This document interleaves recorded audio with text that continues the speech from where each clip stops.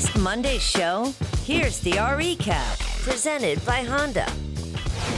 From The Athletic and Fox Sports, Bruce Feldman here on The Rich Eisen Show. You have a lot of people at USC, especially back in that Pat Hayden regime, who couldn't get past what Ed Orgeron sounded like. They didn't listen to the players. They didn't listen to the staff. Ed Orgeron's not a country club guy. I think he can relate to just about anybody. You see, I mean, the governor of Louisiana was waiting outside the locker room. You can, like, he's very street smart, and I think that's one of the things that made him a really good recruiter is I think he can read people very well. And I think you see so many guys who understand what Orgeron is way better than Pat Hayden ever did, and that's why USC is where USC is right now, and LSU is the #1 seed going in the playoff. From NBC Sports Boston, his column posted last Wednesday was entitled, "Are These Tom Brady's Final Days with the Patriots?" It needs a radical course change to avert what appears to be a divorce. What does an amicable divorce look like, Tom, where they just say, we're both done here? I mean...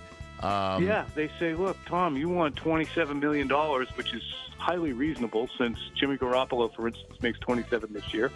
Well, I'm going to go someplace else or at least see what else is out there. And once he finds that, Rich, and it's the right situation, which I think he could find, he'll go to it. I really don't think retirement is anywhere in sight.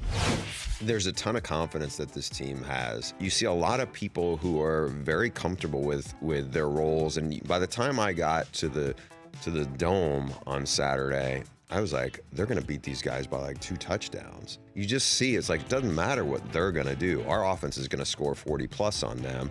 It's a lot more than just Joe Burrow, but I think you're seeing a team that keeps going up. They feel like they're destined to win a national title, and whoever they have to play, they're going to light them up.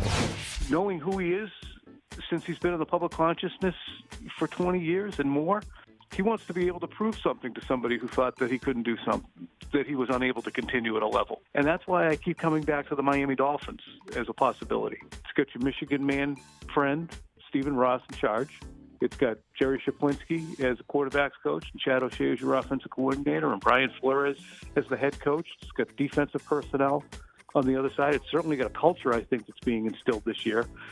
So there or Los Angeles would be the 2 prime places. But again, I don't think they're even debating at this juncture where he might land. For more Rich Eisen Show, tune to Audience Channel 239 on DirecTV or download the Rich Eisen Show app.